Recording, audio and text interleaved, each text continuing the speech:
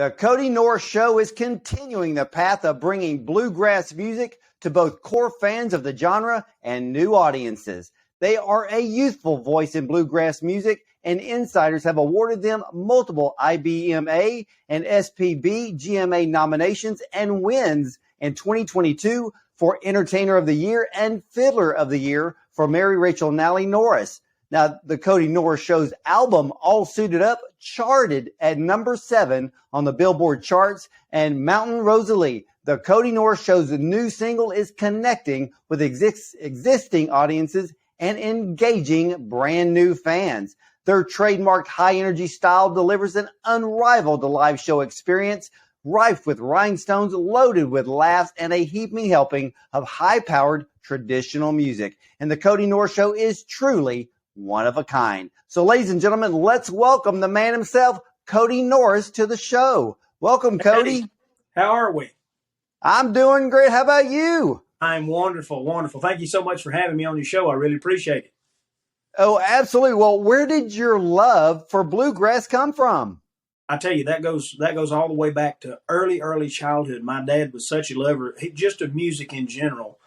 Back in the days of, making mixtapes out in the garage, my dad would have everything on a mixtape from Bill Monroe to John Fogerty to Lester Flatt and Earl Scruggs to Foghats. You never knew what was going to be on any mixtape that he may have. So there's always a lot of music being played around my house.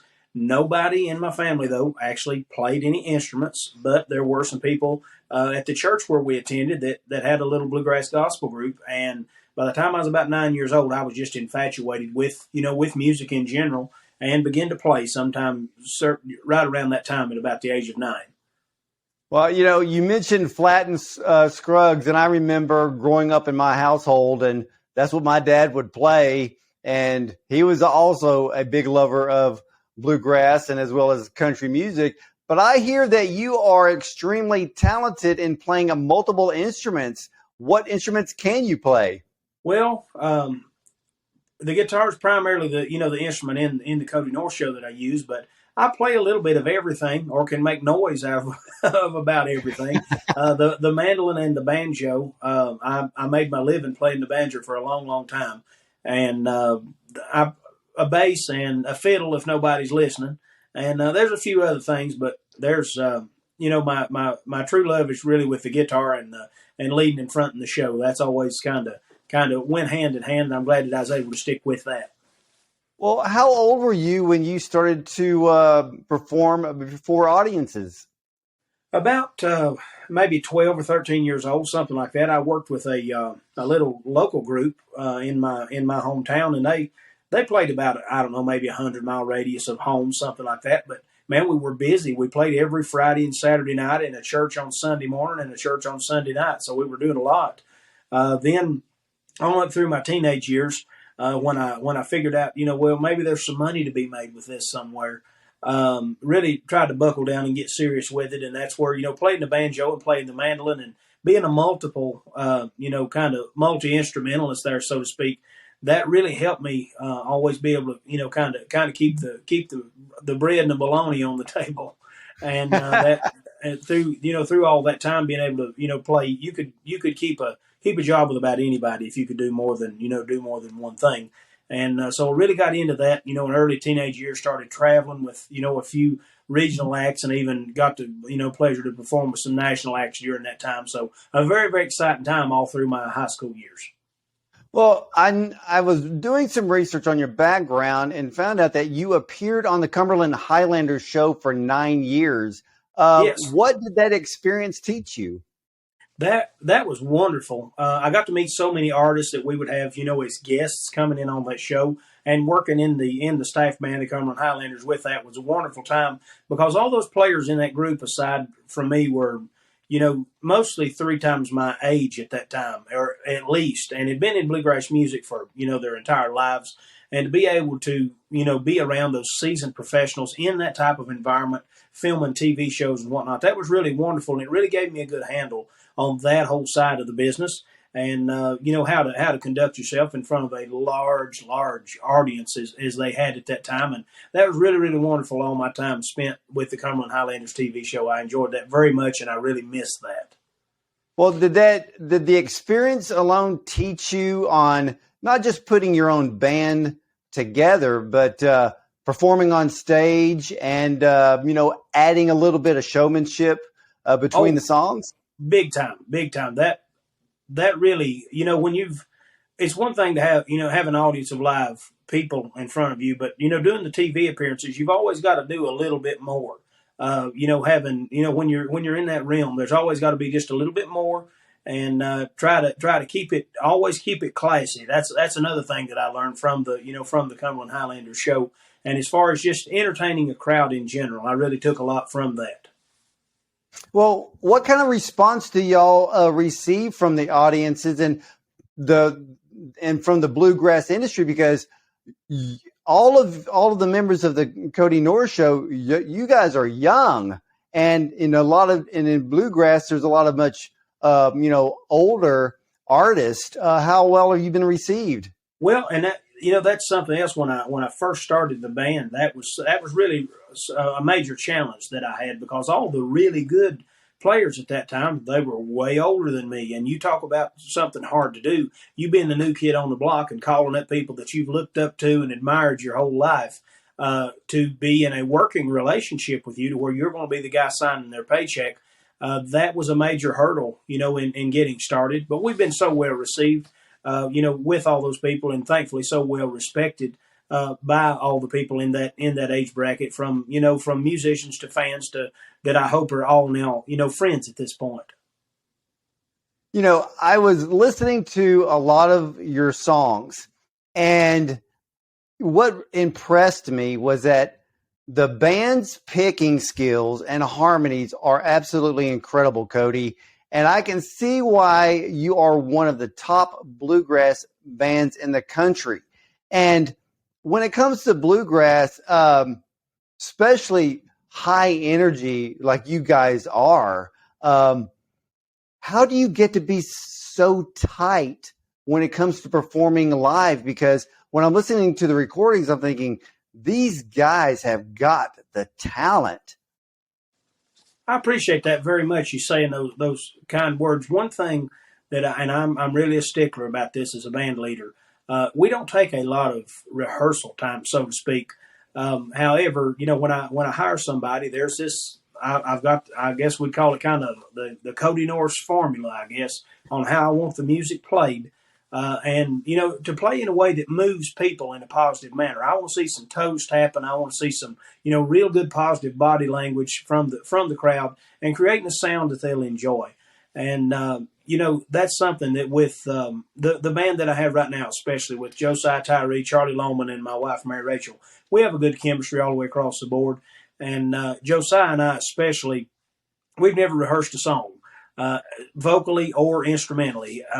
And I'm so happy to have found Josiah, and I really feel like he was a godsend to the group, because it's like singing with a brother. I don't have any siblings, but if I did, I'm sure that would really be the feeling. Well, who are some of your bluegrass influences? I know you mentioned Flatt and Scruggs, and is Bill Monroe, or any others out there? Yes, just musical influences in general, but from the bluegrass side of things. The Stanley Brothers. Now, I was only, I was raised just a few short miles from where the Stanley Brothers came from, there in southwestern Virginia, not far from where Jimmy Martin was from. Doc Watson was also right in our neck of the woods, only about 20 miles away, just over in the edge of North Carolina. And I was actually born in Watauga County, North Carolina, the same county that Doc Watson lived in. And so all those people naturally had a major, major influence on me. From the showmanship side of things, believe it or not, in my opinion, one of the best shows I ever saw in my life. And I went home and at that point really began to recraft what I was doing. But I went to a B.B. King concert, and I've never in my life saw somebody that could entertain people in that manner, and that just gave of himself so much to his audience. And at that point in time, I really began to revamp what I was doing. And that's been about 12 years ago now. And so, I'm glad that I took that path and had those strong influences to kind of steer me in the right direction of what I wanted to do and what I'm still attempting to do today. You know, Kody, as I was doing some research on you and the band, something really stuck out to me that maybe other interviewers may not even bring up. But I look at you as a genius, and I say that because you took every experience in the past and you took bits and pieces of that and you created, and I love your band's name, the Kody Norris Show. I love that. It kind of goes back to what we have seen back in the 50s and the 60s. But when I say that you're a genius, not only is the band extremely musically talented, but you really seem to have a knack and an eye and a vision when it comes to marketing. Well, thank you very much. I appreciate you saying that comes down to the look, which I absolutely love. Where did you get the idea to be very bright and colorful with these nudie style suits? You know, when attending my first bluegrass festivals just as a little kid, the one thing that even stuck out to me that made me remember that at that point was, you know, how sharp all the people were dressed at that point in time. And one other thing, there would be a group of 5 men on the stage with each band that I saw, but they all sounded different from one another. To be playing the same instruments and the same style of music, they all sounded really different. And that's something, those two things, right off the bat, I've worked hard at sounding like Kody Norris. And when, 3 notes into it, I want people to know who they're listening to. And our timing and the way that we play the music and the way that we put it out, good, bad, love it or hate it, that they always know that it's us. And that, that's one thing that we've worked very hard at. In regard to the look, when I put the rhinestone suits into the bluegrass genre, there was nobody doing it at that time. And man, I got literally, I don't care to tell you, I was about laughed off the stage by some of the musicians. They really, really gave me a hard time back then. But the fans, man, it didn't take very long. And I would have to save up for the longest time to be able to even afford one of those outfits, even for myself. And I would just have to put the band in some coordinating color to make it happen. But thankfully now we've got those, got those for everyone. But that's something the fans really latched on to that. They loved it. And I often have this said to me from fans, how much that they feel that we as an artist respect them by doing, going the extra mile with that. And we'll continue to do that as long as we're in business and keep it to that level of class right up there in the front row. Well, and the thing is, and I love your look. And if you're going to be out touring, you're going to be in front of large audiences. Not only do you have to make a name for yourself, but you have to take every opportunity, not with just the music, but even down to what you wear on stage. I think the worst times of music was probably the late 90s to the early 2000s when grunge was around. They just walked out on stage looking like they were homeless. And I like the fact that you have incredible style. You bring this style forward, and it makes people remember you. That's why I think you're just a genius when it comes to marketing the band, because, again, every single one of you, Kody, are extremely talented. Your music is tight, but you've got the look, and you got the whole package. And I've kind of got a question. What do you envision in taking bluegrass to the mainstream audience? I've known in my heart for a long time. I was completely captivated by a bluegrass music show at only about 4 years old, to the point I can relive that entire day when my dad took me to that show. That's the first one I remember, but I was so captivated by it. And at that time, everything that everybody did back then was first class, man. It was suits and ties and hats and starched shirts and shined up boots, and it was a class act. Everybody, all the heavy hitters of that era. And I really, really feel, especially from now, being fortunate enough to take our music to some younger audiences at folk festivals and Americana type events. I feel like maybe they've had a misconception that, that bluegrass music is not a sleek, polished, really good show to go see. It's not lively. It's not any of those things. And I feel that's been a major misconception. And we are working so hard to break down that barrier, take that to a younger, broader audience of folks, and with high hopes that they will enjoy that and be as captivated with that as I ever was. And one of my most common comments ever: we do not like bluegrass music, but we love the Kody Norris Show. And you don't know what that means to me, because without them even knowing it, they're a lover of bluegrass music, and because of the way that we try to properly present that in a classy manner. Well, it's funny because I have interviewed Rhonda Vincent twice, Mm-hmm. and it always came up in the conversation about the misconceptions of bluegrass music and trying to move that genre forward, out of the shadows of country. And Right. I love the fact that your band, y'all are all young, and that speaks volumes, because it is people like you who are keeping this genre alive, and not only that, to really push it forward into the mainstream. Well, we're working very hard at that, and I appreciate you taking notice. Thank you for that. You're very well. Well, I want to know something. How did you and Mary Rachel meet? I've actually known Mary Rachel since she was just a young girl, maybe about, probably about 10 years old. Her dad in Kentucky did bus interiors and remodels and things along that nature, and he actually put the interior in one of my first buses. And her dad would bring her to the Cumberland Highlanders TV tapings when she was just a little girl, and she would play the fiddle on the show.